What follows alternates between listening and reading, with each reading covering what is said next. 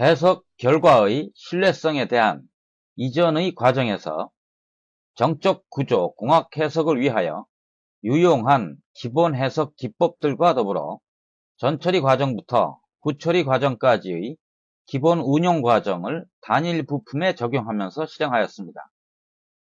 이후의 과정에서는 어셈블리 형상을 기본 구조로 적용하기 때문에 해석 트리의 구성부터 이전과는 서로 다른 컨셉이 발생하게 됩니다. 즉, 해석형 트리 솔버가 어셈블리를 구성하는 부품들을 서로 구분하여 인식할 수 있도록 각 부품 간의 구속, 연결, 접촉 및 연동이 고려되는 결합 논리가 해석자의 의도와 일치되도록 설정할 수 있어야 적합한 메시 작성과 해석 실행이 가능하게 된다는 것을 의미합니다. 본 단원에서는 어셈블리 해석을 체계화하기 위하여 기본적으로 필요한 해석 트리 구조의 차이점과 어셈블리를 구성하는 부품 간의 접촉 결합력에 대한 검토를 시작으로 부품 간의 간섭 탐지 방법, 분해와 조립, 해석상 필요하지 않은 부품의 생략과 상당 설정 및 해석 결과의 분석을 위한 단계적인 확인 방법 등을 우선 검토합니다. 또한 해석 과정의 단순화를 위하여 이후의 메시 작성은 균질 구조를 적용하여 진행할 예정이며 부품 해석과 어셈블리 해석 간의 차이점은 도서의 해당 요약 부분을 참조하기 바랍니다.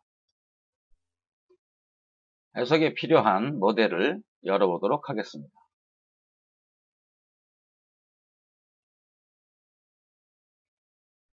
다운받으신 폴더의 2의 2절을 보시면 가장 위에 있는 O 브래킷 단품을 확인할 수 있으며 해당 모델을 열어보겠습니다. 이제 앞절에 최종적으로 검토했던 O 브래킷의 단품이 화면과 같이 나타났습니다. 우선 시뮬레이션을 통해서 스타디를 하나 구성합니다. O 브래킷 단품이라고 스타디 명칭을 설정해 주시기 바랍니다.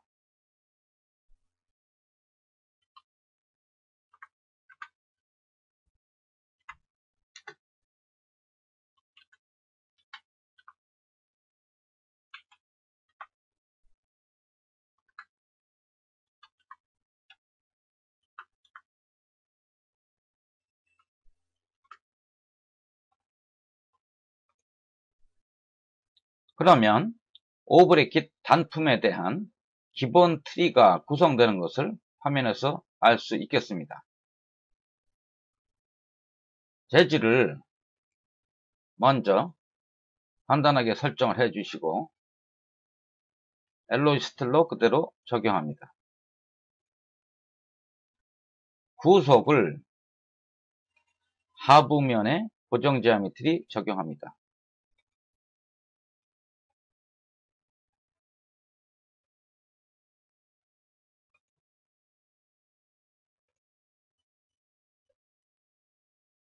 하중을 상부면에 10,000N을 적용하도록 하겠습니다.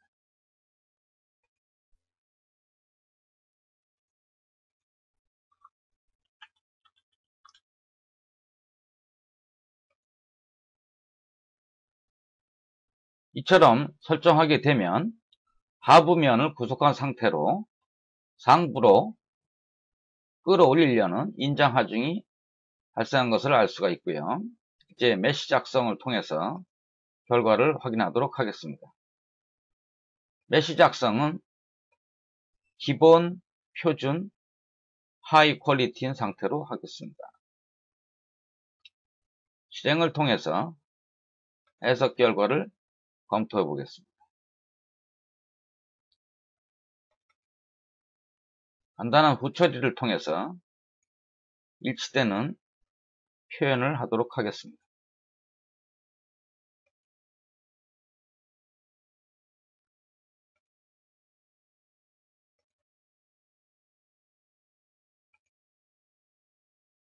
과장된 표현의 모습이 별로 좋지 않기 때문에 실제 배율로 메가파스칼인 상태로 설정하도록 하겠습니다. 이제 메쉬에 대한 주제는 큰 의미가 없기 때문에 메쉬는 동반하지 않는 것으로 하겠습니다. 결과 파일을 우선 저장해 주시고 같은 내용을 두 번째 폴더에 있는 어셈블리에 대해서 적용해 보도록 하겠습니다.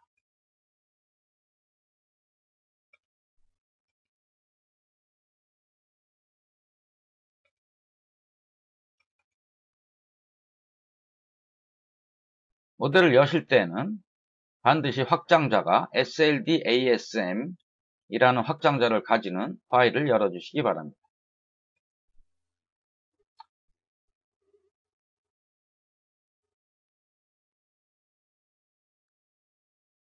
모델 형상은 부품일 경우와 동일하지만 그 구성에 있어서의 속성은 서로 다르다는 것을 이제 아시게 될 겁니다.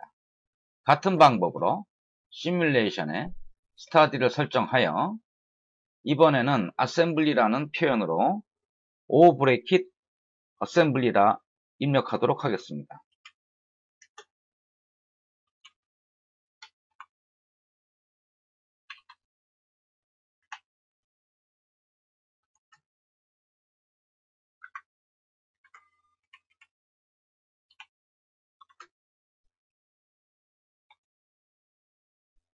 단품에서 했었던 전처리 과정을 동일하게 적용하도록 하겠습니다.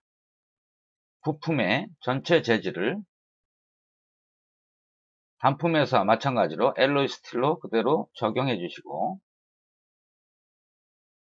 구속을 모델의 하단면에 적용하는 것으로 하겠습니다. 하중도 모델의 상부면에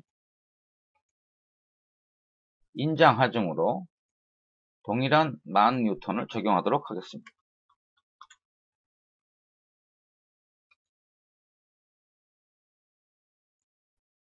이제 동일한 메쉬 작성을 하시고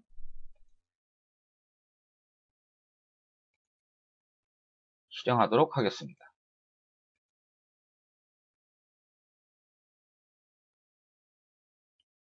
후처리를 통하여 비교되는 모습으로 영상을 바꾸도록 하겠습니다.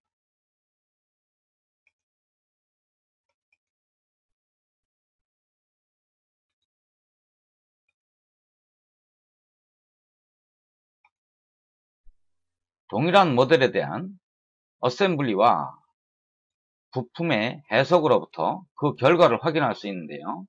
우선 현재 나와 있는 바와 같이 어셈블리일 경우에는 최대 응력이 75.7MPa이 되며 그 위치는 그림에 가공된 홈의 원주면 상에 있는 걸 확인할 수 있습니다. 같은 내용을 이전에 했었던 내용과 비교하기 위해서 우선 응력의 값을 비교해 보도록 하겠습니다. 파일을 먼저 저장해 주시고 화면에서 단품을 올려보도록 하겠습니다.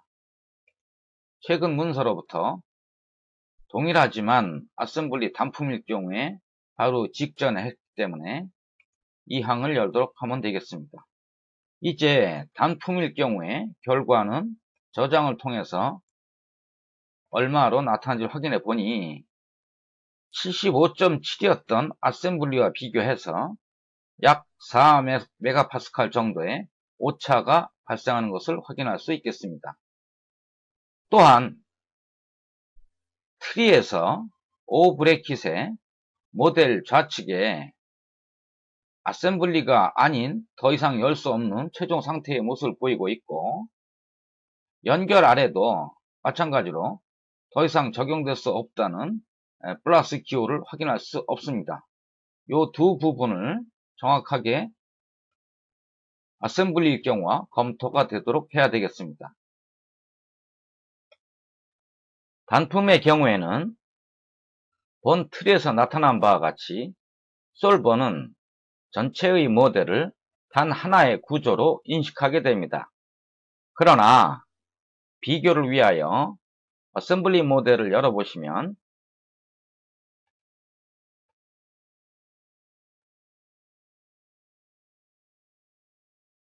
어셈블리 모델에서는 트리에서 볼 수 있듯이 파트를 두 개의 부품의 구성으로 솔버가 인식하고 있다는 것을 확인할 수 있습니다. 또한 단품에서 확인할 수 없었던 연결하에서 접촉 부품을 전체 모델의 전산 도메인 내에서 결합이 되는 부분을 디폴트로 본드 접촉으로 적용하고 있다는 사실을 확인할 수 있겠습니다. 이 같은 사실을 조금 더 구체화하는 방법은 모델을 분리시키는 방법인데, 분해하기 이전에 어떤 부분에서 결합이 되고 있는지를 간단한 툴을 통해서 검토해 보도록 하겠습니다. 도구 하에서 간섭 탐지 항을 열어주시고, 간섭 탐지 창에서 일치 조건으로 간주한다는 것에 표시를 하신 후 계산을 해 보시면 그림과 같이 간섭에 대한 부분이 화면상에서 붉은색으로 나타나게 됩니다. 그 간섭은 현재는 부품이 두 개밖에 없기 때문에 단 하나의 간섭 부분이 되지만, 이제 부품이 많아지게 되면 그와 같은 간섭 위치는 매우 증가시키게 될 것입니다. 간섭을 하고 있는 부품을 하나씩 확인할 수 있으며, 또한 윗부분을 누르면 간섭 위치도 확인될 수 있습니다. 자, 이와 같은 간섭의 부분이 많으면 많을수록 해석자가 해야 될 기본 작업량은 늘어난다고 할 수 있겠습니다. 꺼주시고, 그와 같은 간섭 부분에 접촉을 본드 접촉으로 디폴트 상태로 적용하고 있다는 것을 확인할 수 있겠고요. 이제 반드시 조립치에서 검토될 수 있어야 할 기본 기능 몇 가지를 검토해 보겠습니다. 구조항을 열어주시고, 이 부분을 또 열어주시면 분해도라는 것이 있습니다. 이 부분에서 분해를 선택하시게 되면 모델은 솔버가 인식하는 부품의 개수를 모두 포함하는 상태로 분해시키게 됩니다. 현재는 오직 두 개의 부품이 되며, 따라서 그 부품의 상부 부품의 하부면과 하부 부품의 상부면 사이에서 간섭이 발생할 수 있다는 것을 쉽게 이해될 수 있습니다. 후에 검토하게 될 접촉 부분에서 두 부분 간의 접촉을 또 다르게 정의하고자 할 때는 그 면을 선택할 수 있어야 하므로, 전처리 작업이 필요할 경우 분해를 통해서 우리가 그 접촉 면을 설정할 수 있도록 구성하지만, 일단 모든 전처리 작업에 대한 내용이 마무리되게 되면 항상 메쉬 작성에 실행을 해야 되기 때문에 모델은 항상 조립도 할 수 있어야 됩니다. 조립하는 방법은 분해도에서 다시 조립을 누르게 되면 분해도 될 수 있고, 화면에 아무것도 없는 창에서 조립을 누르셔도 조립은 가능하겠습니다. 이제 두 모델에서의 차이점을 간단하게 검토해 보시면, 단품에서 봤던 응력과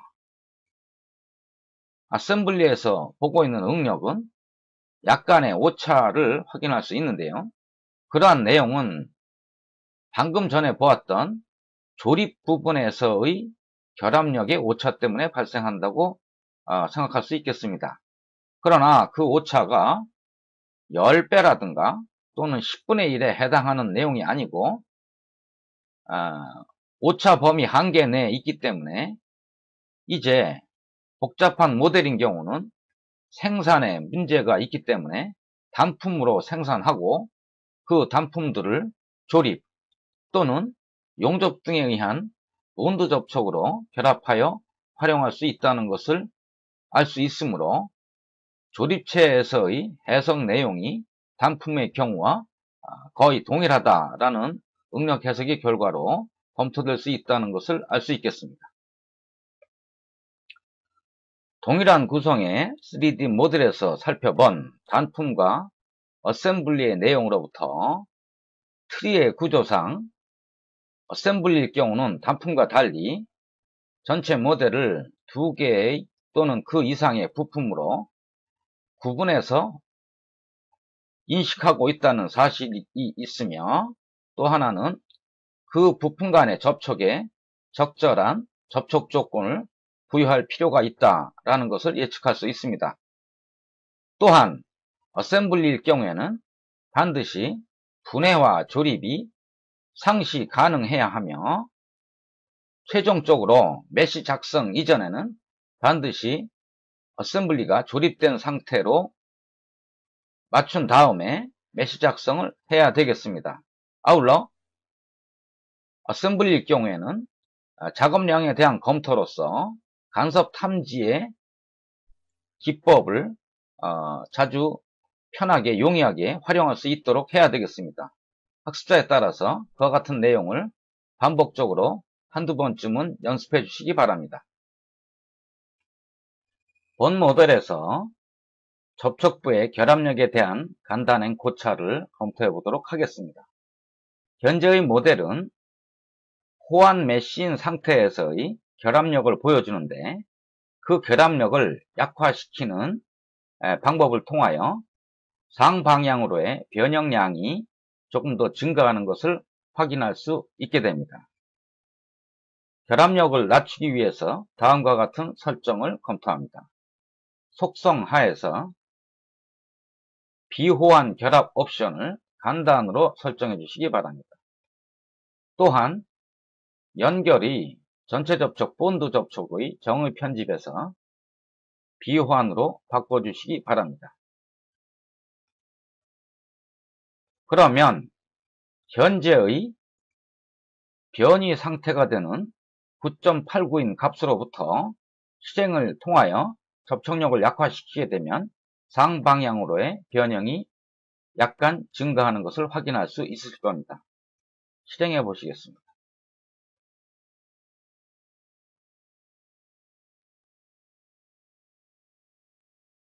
변이의 표시로부터 9.89보다 약간 상승된 그러한 총 변이량을 확인할 수 있으며, 물론 이와 같은 오차도 또 다른 기법을 이용하게 되면 원래 위치와 동일한 형태로 할 수 있습니다.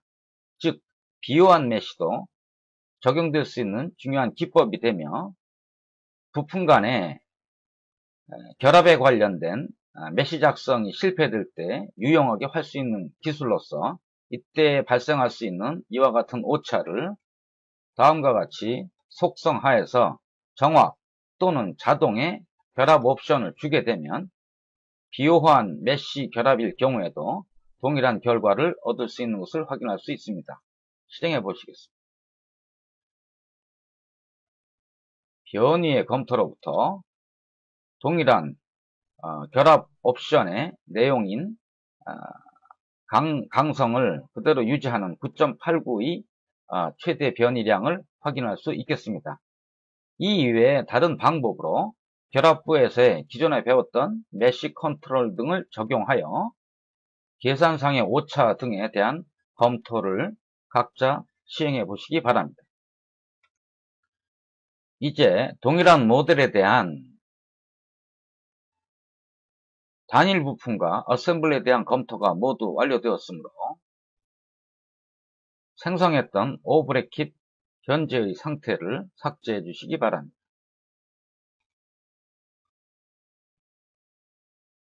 본 과정에서 실제 검토되고 있는 본 어셈블리 모델에 대한 기본 메시에 대한 내용부터 검토해 보도록 하겠습니다. 이제 부품은 두 개의 구별되는 상태로 확인할 수 있으며, 연결 아래 부품 간의 접촉을 디폴트로 본드 접촉으로 구성하고 있는 것을 확인할 수 있겠습니다.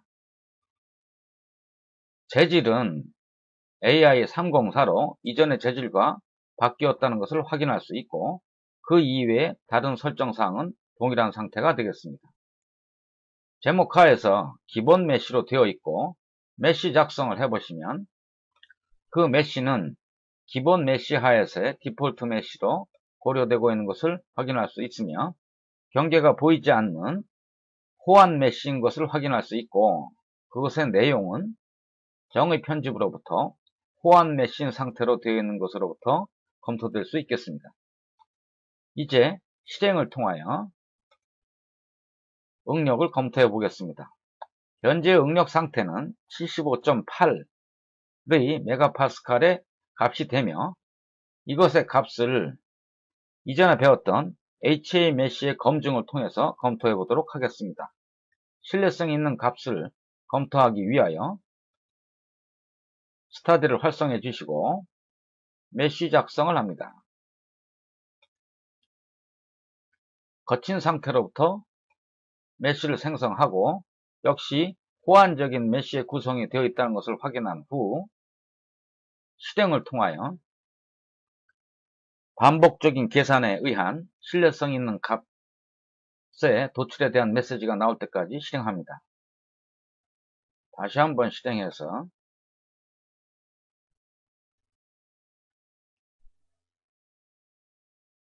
이제 해석 결과 신뢰에 대한 검증에 대한 값으로서 메시지를 받을 수 있고 이때 값은 종전보다는 기본 메시인 경우보다는 약간 증가한 78메가파스칼인 것을 확인할 수 있겠습니다. 이미 실행했던 내용 중에서 구조에 비합리성이 있는 경우에는 이 같은 내용이 실제의 그래프로서 수렴되지 않는 값이 나올 수 있기 때문에 우선 지금 상태에서의 그래프를 확인합니다.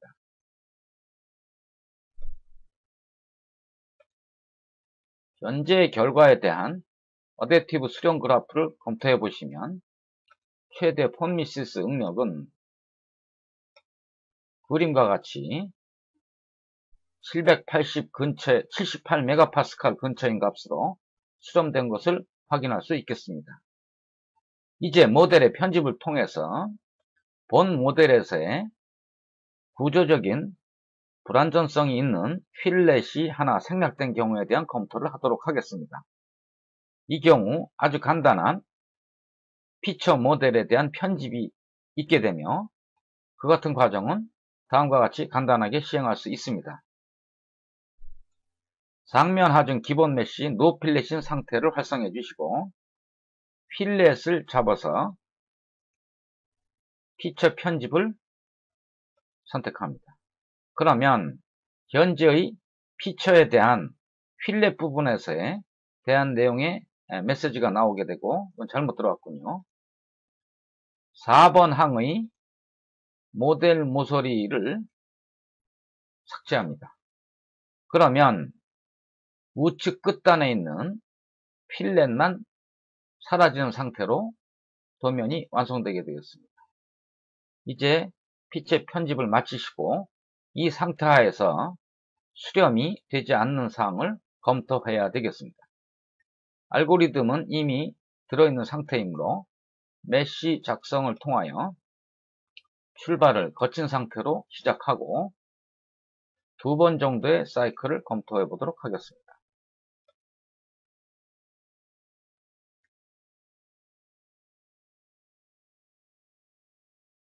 주의하셔야 할 것은 이럴 경우에 폰미시스 응력값의 변화와 최대 응력인 위치의 변동이 발생하게 되는지를 확인하는 상황이라 하겠습니다. 다시 실행해 보시면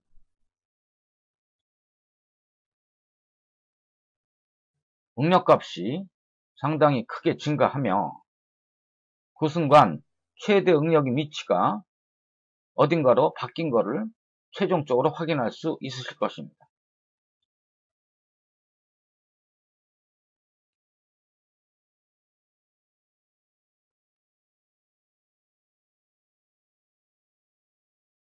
두 번 정도의 사이클이 지난 후에 수렴의 가능성을 검토하기 위해서 본 모델의 구조적 불안정성이 발산의 결과가 나온 것을 확인합니다.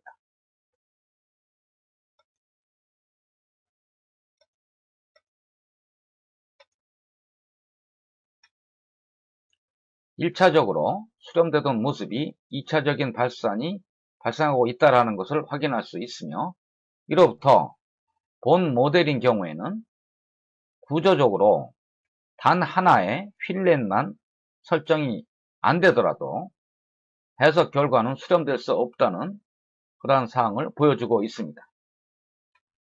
이제 단품과 어셈블리 해석에 대한 종합적인 내용의 검토입니다.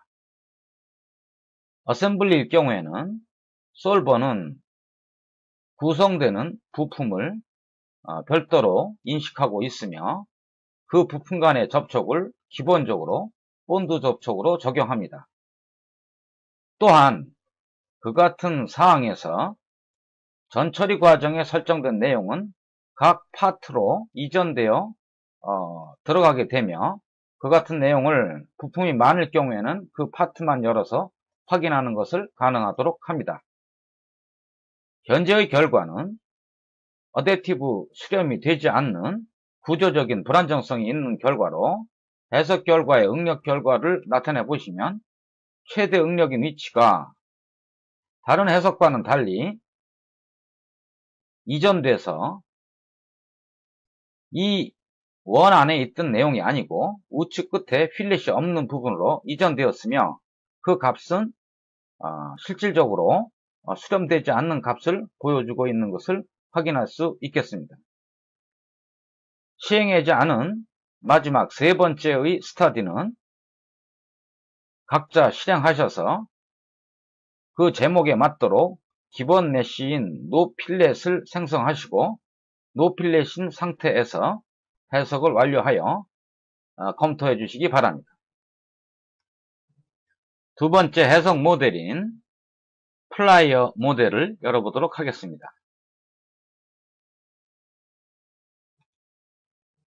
세 번째 항에 있는 플라이어의 솔리드 어셈블리라는 확장자를 가진 파일을 열어주시기 바랍니다.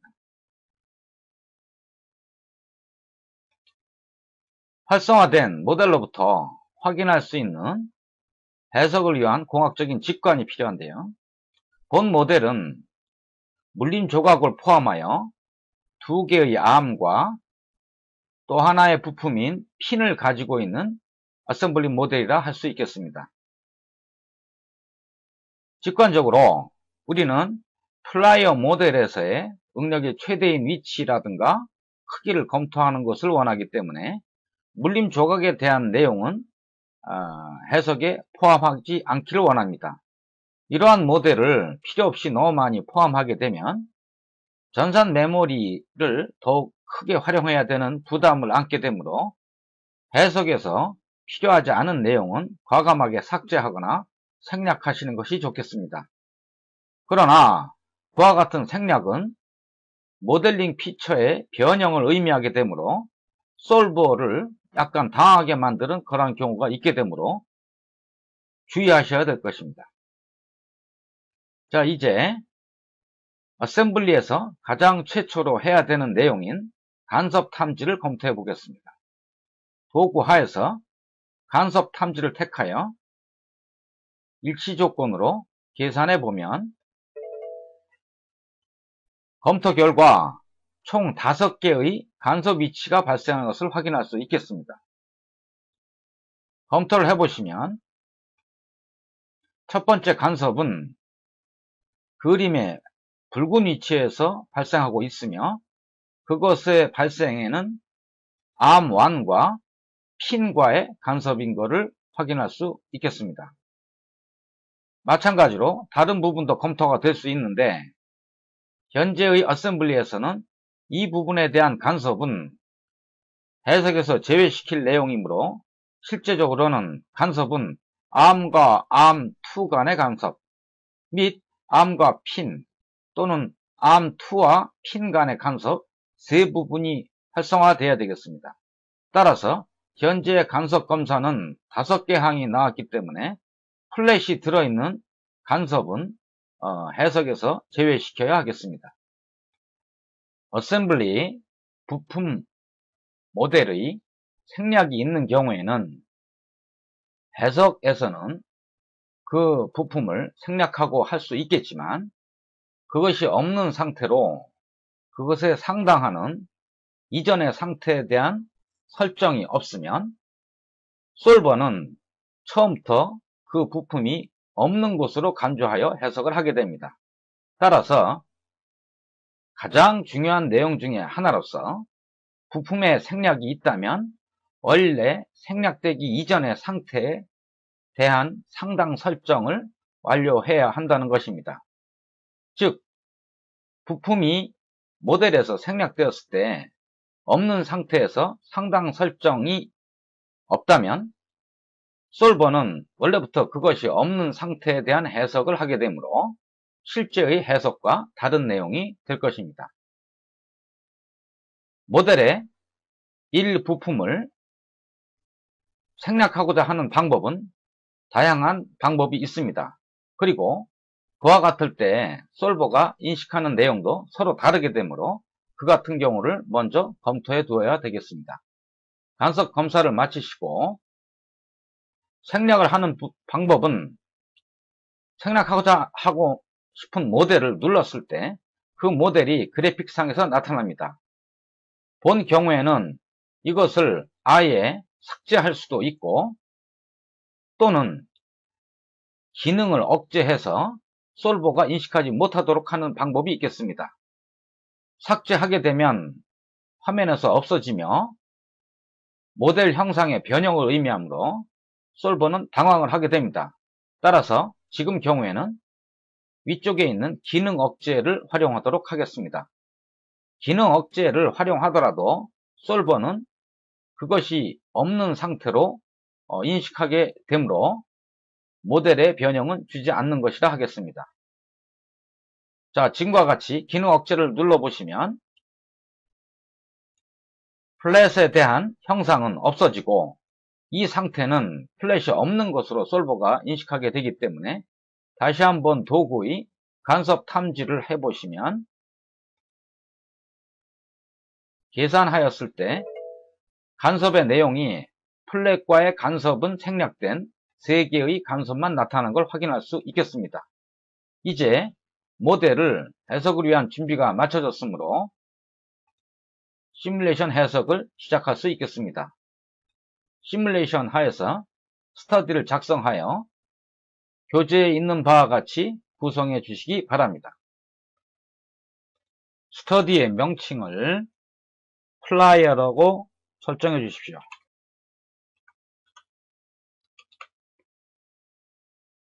대변이가 아닌 선형 해석의 범위이기 때문에 그대로 트리를 구성합니다. 전체의 재질을 브러쉬 탄성화으로 설정합니다.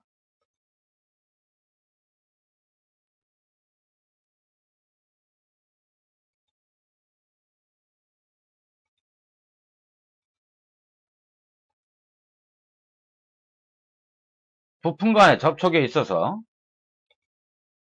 본드 접촉으로 되어 있는 사항을 관통 없음으로 바꿔줍니다.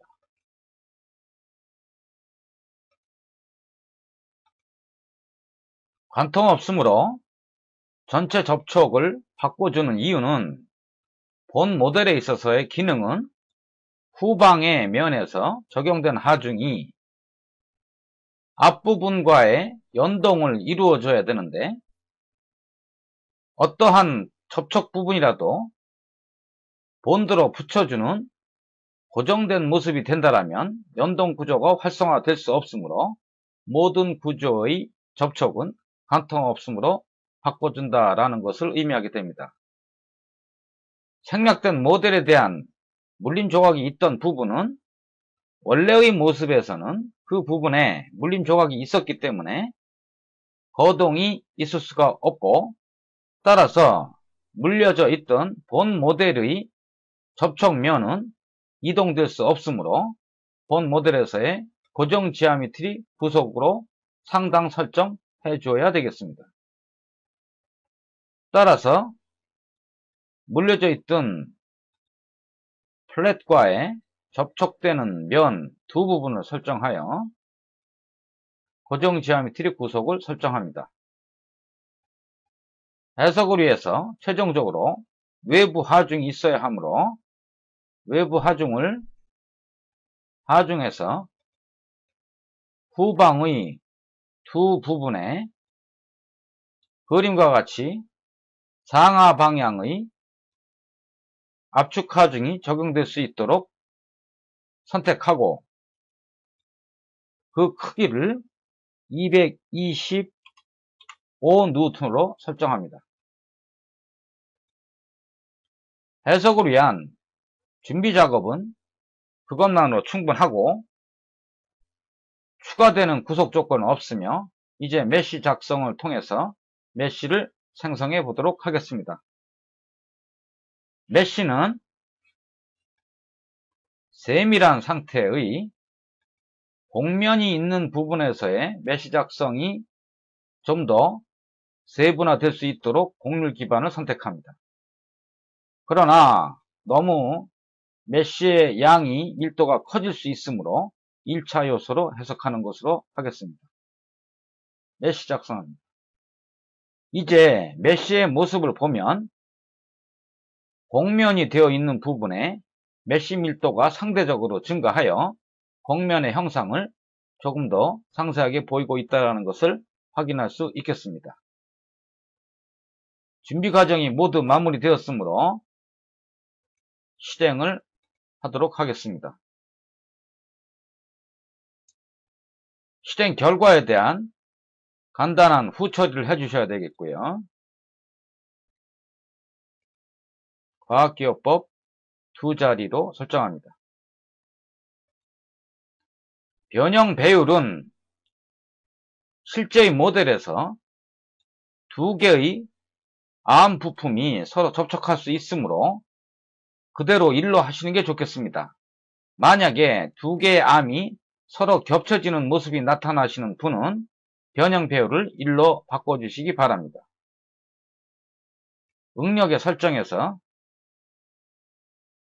메쉬와 함께 표현하도록 하겠습니다. 그러면 최대 응력인 위치가 설정을 통해서 어떤 위치로 나타나게 되고 3D 모델이기 때문에 그 위치에 대한 확인이 본 모델일 경우에는 그 위치가 정확하게 표현이 될 수 있고 외부에서 확인할 수 있지만 혹 해석 중에 이러한 부분이 내부로 들어가서 확인이 될 수 없을 경우에 유용한 기법을 활용할 수 있어야 되겠습니다. 즉 독립적으로 보려는 그러한 부품을 선택하고 독립적 표시를 선택합니다. 메시지가 나오게 되면 독립적으로 나타나야 되는데 솔버는 이전의 형상을 그대로 유지하려는 속성이 있기 때문에 한번 다른 그래픽으로 갔다가 되돌아오시면 독립적으로 표시된 상황을 확인할 수 있겠습니다. 본 모델에서는 약 83.9MPa의 그림과 같은 위치에서 최대 응력이 발생하는 것으로 확인될 수 있겠습니다. 해석 결과를 좀 더 신뢰성 있게 하기 위하여 메쉬를 더욱 세분화하는 작업을 하도록 하겠습니다. 메쉬 작성에서 세분화를 최대로 올리신 다음에 메쉬 작성을 다시 하시고 실행하도록 하겠습니다.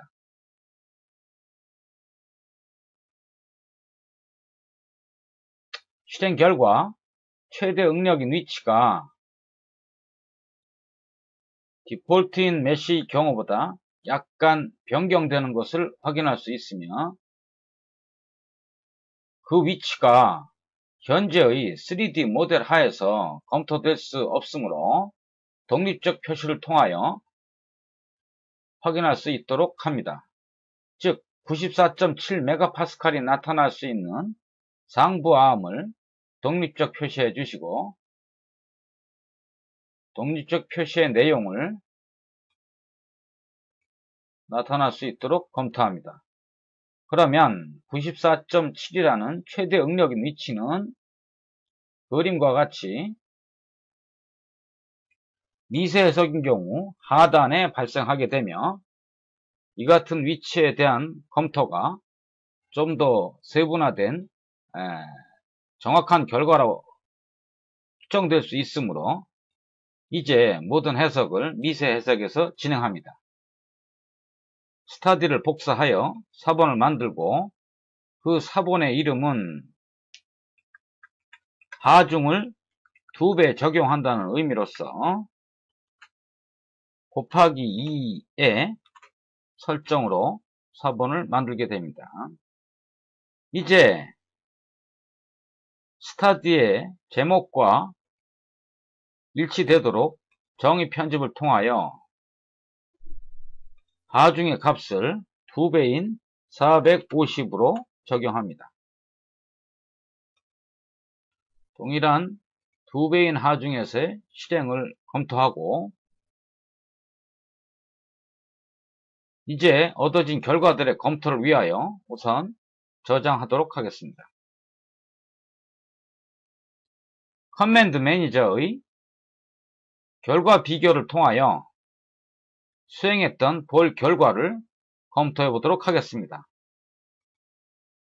처음의 경우에는 하중이 225N이고 플라이어 곱하기 2인 경우에는 하중이 2배인 경우이므로 두 개의 결과는 어떤 내용으로 나타나는지 검토해 보아야 되겠습니다.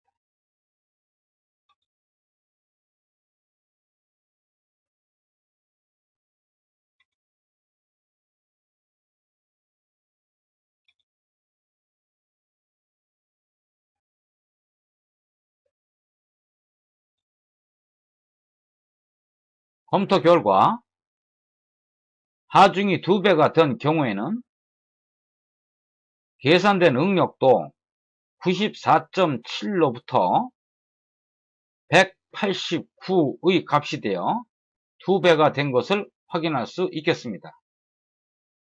이번에는 변이를 검토해 보도록 하겠습니다.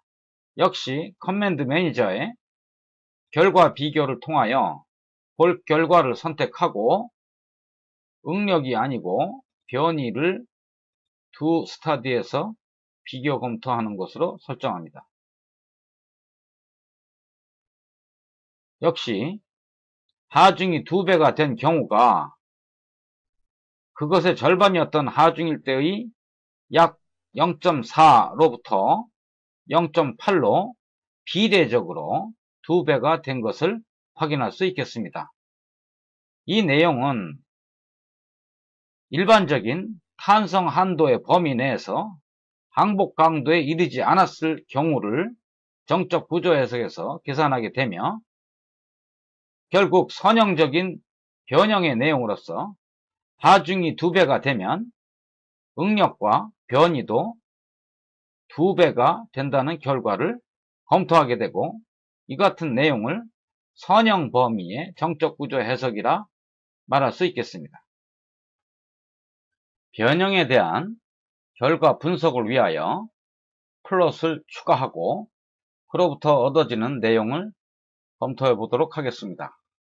스터디를 기본 플라이어 스터디로 맞춰주시고 이제 변이를 검토해 보도록 하겠습니다. 현재 나와 있는 총변이의 뜻은 표시해 보시면 양 끝단에서 붉은색의 가장 큰 변이가 발생하며 그것이 위의 것은 아래로, 아래 것은 위쪽으로 변형하게 되는데 실질적으로 총변이에서는 그 절대값만을 나타내게 되며 그것이 위나 하 방향에 대한 내용을 포함하지 않게 됩니다. 따라서 그 방향이 y인 y 변이를 추가하는 방법을 검토하겠습니다. 결과로부터 변이 플롯을 정의하고 현재의 총변이로부터 y방향 변이가 되는 uy를 선택하고 클릭해 줍니다. 그러면 Y방향 변이에 대한 플롯이 나타나게 되고, 이전에 나왔던 것과 총변인 경우와 비교하여 상부 꼭지점에 해당되는 부분은 하단으로 이동하는 하단의 수치에 상당하는 내용이 되고, 하단의 암 부분은 상부로 변형하는 Y방향의 양의 방향의 표현이 되므로 225N을 가할 경우에는 두 개의 변형값을 합한 변형이 된다는 것을 예측할 수 있습니다. 이제 선형적인 관계를 이용하여 225N일 때 약 0.8 정도의 변형이 되고, 이것이 거의 닿을 수 있는 그러한 선형 하중을 계산할 수 있겠습니다. 선형 하중의 계산을 위해서는 기본적인 모델에서의 변형되지 않은 길이에 대한 측정이 중요하며, 그 길이를 측정해 보면 15.24mm라는 것을 확인할 수 있겠습니다.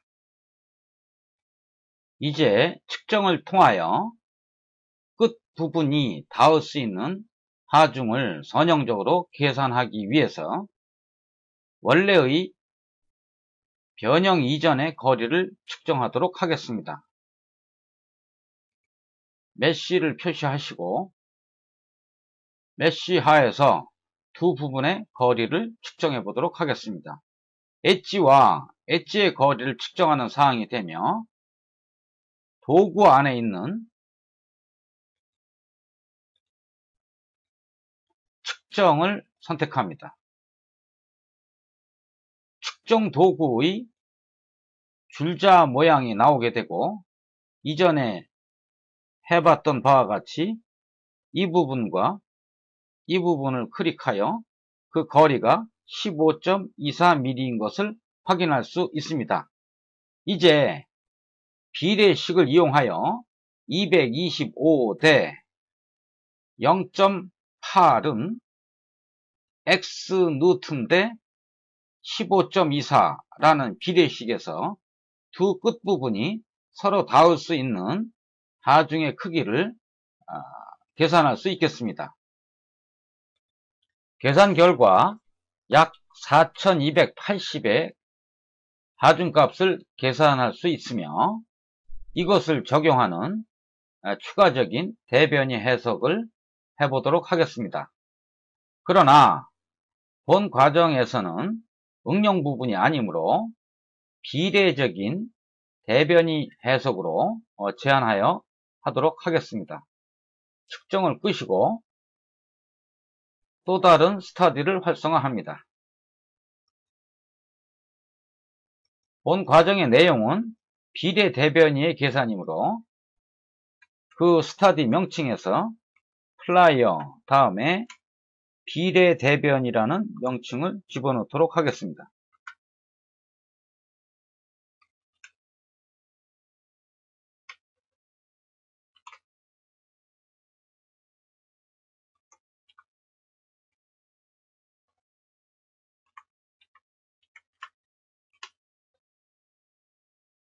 설정하시고 비례 대변이에 상당하는 하중이 되는 4200 정도를 입력하도록 하겠습니다.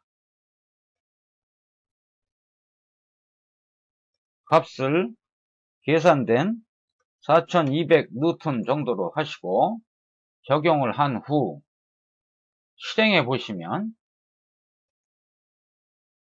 대변이에 관한 메시지가 나타나게 될 것입니다. 이때 우리는 실제 계산하는 것이 아니므로 그 경우에는 비례적으로 결과의 모습만 보고 싶고자 할 때는 아니오를 누르시면 되겠습니다. 그 결과 거의 닿을 듯한 그러한 모습의 결과를 확인할 수 있으실 겁니다. 이와 같은 방법으로 계산하는 방법은 선형 솔버를 그대로 이용하는 방법으로서 비선형 솔버의 계산은 하지 않은 상태가 되겠습니다. 현재 상태로 모든 파일을 일단 저장해 주시기 바랍니다.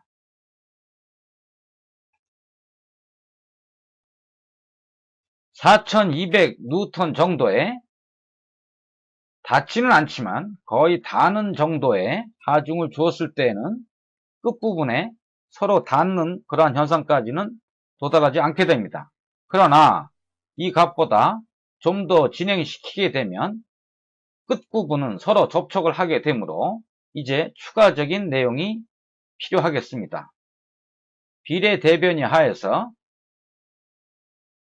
사본을 만드셔가지고 똑같은 비례대변인데 끝부분이 닿는 경우에 대한 해석을 검토하도록 하겠습니다.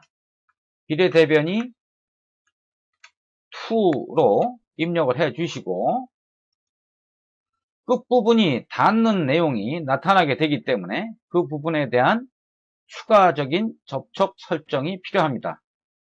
따라서 연결해서 접촉 세트를 선택하시고 두 부분은 서로 관통될 수 없다는 관통 없음의 상태 하에서 끝부분에 있는 내부 쪽의 안쪽 면을 선택하도록 하겠습니다.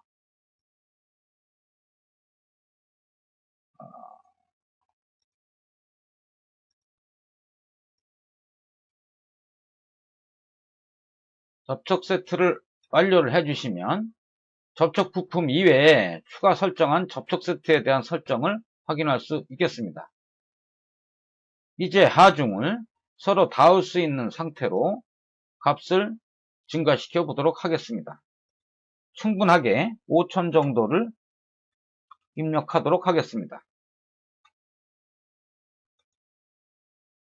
실행을 해보시면 마찬가지로 대변이에 관한 메시지가 나타날 것이며 이때 대변이에서 실제 계산을 통하지 않은 비례 대변이인 상태로 검토하시면 끝부분이 서로 닿고 있는 것을 확인할 수 있겠습니다.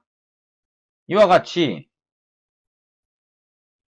플라이어 손잡이의 끝부분이 닿는 사항에 대해서는 실제의 대변이 계산을 통한 결과가 아니므로 본 과정의 응용 부분에서 검토가 되는 비선형 솔버를 이용한 실제 계산에서 그 내용을 다시 한번 검토하도록 하겠습니다. 다음의 로터 모델에서 1차적으로 학습되었던 본드 접촉에서 제한적으로 적용될 수 있는 메쉬의 호환성에 대하여 검토합니다. 실무적으로 어셈블리의 메쉬 작성에 있어서 본 논리의 적용은 매우 중요한 사항이 되므로 필수적으로 이해하여 다양한 방법으로 검토될 수 있도록 숙지되어야 하겠습니다. 호환 가능 메쉬는 서로 근접하고 있는 부품 또는 바디 메쉬 노드 구성 구조의 한 종류로서 본드 결합이 보장될 수 있도록 합병시키는 논리이며 만약 이 조건이 만족될 수 없다면 서로 호환될 수 없는 메쉬 구성의 결과가 될 것입니다. 호환 가능 메쉬가 작성될 때 어셈블리 부품과 바디는 모든 접촉 지역에서 자연스러운 메쉬의 천위가 생성되므로 본드 접촉이 정의되면 접촉 부분의 노드는 본드 결합이 보장되도록 합병됩니다. 그러나 만약 어떤 간섭 부분에서의 호환 가능 메쉬 작업이 실패한다면 소프트웨어는 기본적으로 호환 불가능한 메쉬의 생성을 시도하려 합니다. 호환 불가능한 메쉬가 생성될 경우 어셈블리 부품과 바디는 접촉 지역의 일부에서만 메쉬 천위가 생성됩니다. 이를 단순 구조 간단 논리 구조 조건으로 이용하게 된다면 접촉 타겟의 바디는 요소면을 통하여 인식하게 되는데 소스 메쉬 요소 밀도에 좌우되어서 모든 타켓 요소면이 접촉에 참여되지 못하고 결합의 표면에 특별하게 놓여지는 요소들만이 접촉에 참여되는 결과가 되어서 해석 결과의 정확도가 감소하는 생성 원인이 됩니다. 따라서 비호환 메쉬 조건에서는 추가적인 구속에 의한 접촉 조건의 보장이 필요하게 됩니다. 즉, 단순화된 간단 구조의 본드 결합 논리 구조에서 정확한 본드 결합에 실패한 결과가 발생한다면 서로 비교될 수 있는 크기의 요소들의 상당 결합 조건으로 접촉 조건을 부여하게 되는 자동 또는 정하게 접촉 조건을 부여하게 해주는 논리 구조인 몰타르 본드 결합을 이용하여 결합 접촉 에러를 감소시켜야 할 것입니다. 실무적으로 메쉬 생성기에 추가적 변형률을 부과하게 되어 메쉬 작업 완료에 필요한 전산 시간을 더 길게 요구하게 되는 호환 가능 메쉬와 비교하여 각 부품에서 독립적으로 메쉬를 생성함으로써 메쉬 작업 완료에 필요한 시간이 감소되는 비호환 메쉬는 결국 추가적인 구속 조건 등에 의한 접촉 조건의 보장이 필요하게 됩니다. 해석을 위한 간단 구조의 로터 모델을 화면상에 올려보도록 하겠습니다. 2의 4절에서 로터 모델을 활성화해 주시기 바랍니다. 화면에 나타나 있는 간단 구조의 로터 모델은 4개의 독립적인 블레이드 부품과 디스크 모델로 구성되어 있습니다. 4개의 부품들은 서로 독립적인 바디로서 독립적으로 도면이 완성되었으며 이제 이 모델 간의 두께의 차이에서 발생하게 되는 메쉬 작성의 차이를 이용하여 그 접촉면에서의 접촉 구성을 호환과 비호환으로 구분하는 해석 과정을 실행하고자 합니다. 시뮬레이션에 스타디를 누르시고 호환 메쉬라고 입력해 주시기 바랍니다.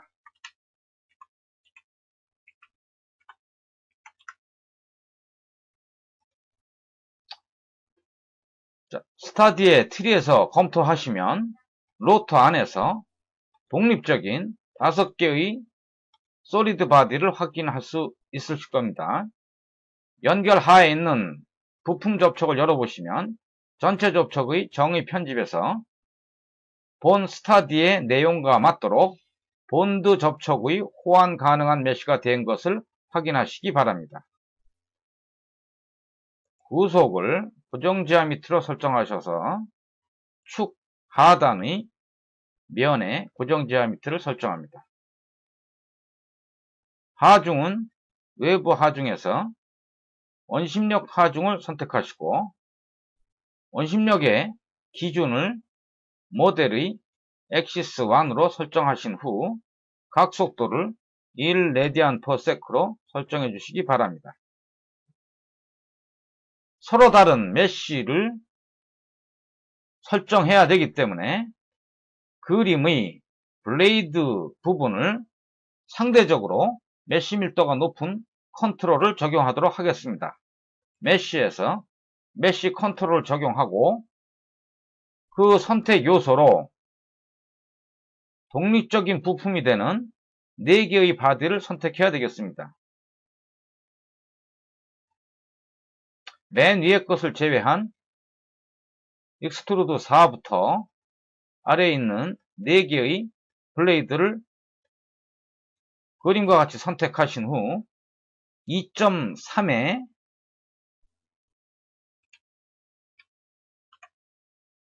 1.5를 컨트롤로 적용해 줍니다. 이제 서로 다른 메쉬 컨트롤에 대한 조정도 맞춰졌으므로 메쉬 작성을 통하여 메쉬 생성에 대해서 검토해 보도록 하겠습니다. 메쉬 밀도는 디폴트인 상태의 표준과 하이 퀄리티로 설정을 하시고 그대로 작성해 주시기 바랍니다. 그러면 서로 다른 메쉬 구조를 가지는 블레이드와 디스크 사이에서 경계를 거의 알 수 없을 정도의 완전하게 일치되는 호환 메쉬가 생성된 것을 확인할 수 있겠습니다. 이제 호환 메쉬 하에서의 결과를 검토해 보도록 하겠습니다. 실행을 눌러서 재질이 없군요. 그러면 재질을 설정해야 되겠습니다.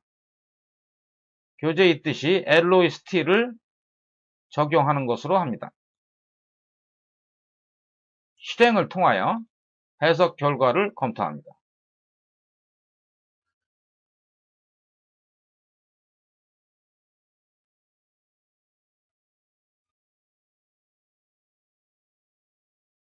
모델이 그렇게 크지 않은 형태인 것 같은데도 해석 시간이 오래 걸리는 이유는 현재 작업에서 보시면 접촉 부분의 강성 행렬의 구분이라든가 또는 그 부분에 해석 시간이 오래 걸리기 때문입니다.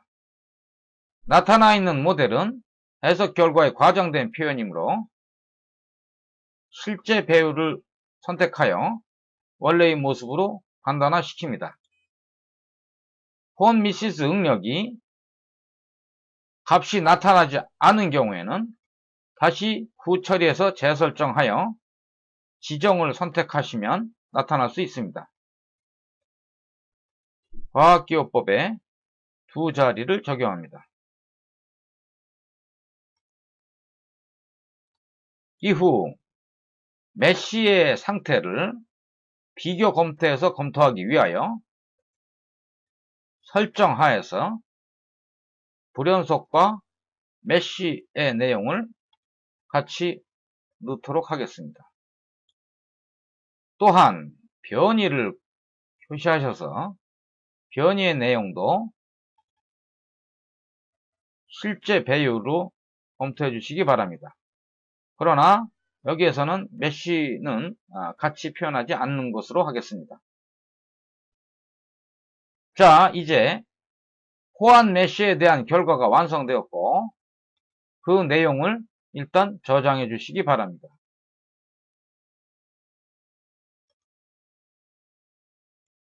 이제 비호환 메쉬에 대한 내용을 검토하기 위하여 호환 메쉬의 사본을 만듭니다. 사본에서 비호환 메쉬라는 명칭을 부여합니다. 그러나 비호환 메쉬의 간단과 정확 구조에 대한 검토가 되므로 뒷부분에 간단이라는 명칭을 부여하도록 하겠습니다. 스타디의 명칭에 맞도록 하기 위해서 간단 구조의 비호환 메쉬의 작성을 해둬야 되겠습니다. 따라서 속성을 누르고 비호환 결합 옵션을 간단으로 바꿔줍니다. 또한 접촉 부품의 본드 결합의 정의 편집으로부터 호환 가능의 옵션을 비호환으로 바꿔주도록 하겠습니다. 이제 비호환의 접촉 조건 등이 변화되었기 때문에 이전의 호환 메쉬에서의 결과는 의미가 없게 되고 메쉬 작성을 다시 실행해야 합니다.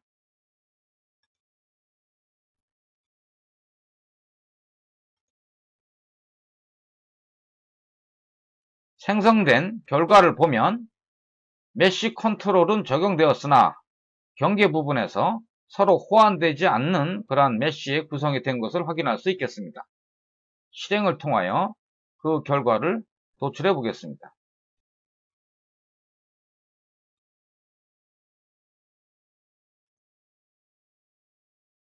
모델이 작기 때문에 호환인 경우와 비호환인 경우에 해석상 시간의 차이점을 검토할 수는 없지만 모델이 복잡해지는 경우에는 뚜렷한 차이를 보이게 됩니다. 해석 결과의 내용 중에서 변이를 활성화해 보시면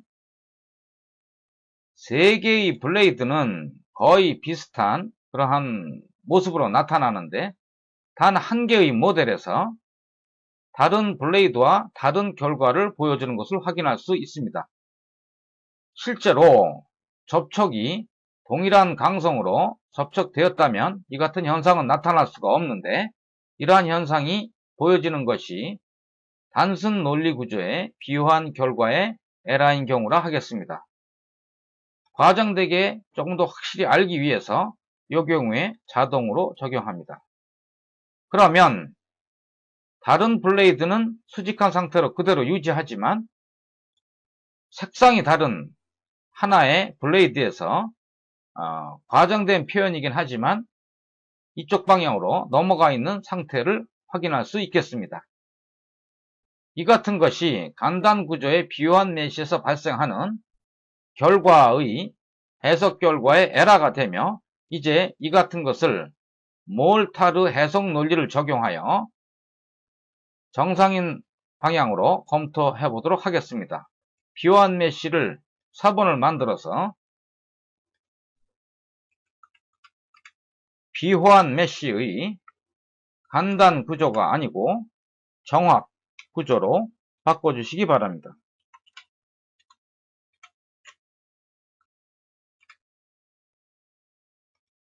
생성하시고 정확의 구조는 좀 전에 했듯이 속성하에서 간단 구조가 되어 있는 것을 자동 또는 정확의 비호환 옵션으로 바꿔주는 것을 의미합니다. 확인을 누르신 후 알고리즘상 변형되어야 될 내용은 더 이상 없으므로 그대로 실행하는 것으로 하겠습니다.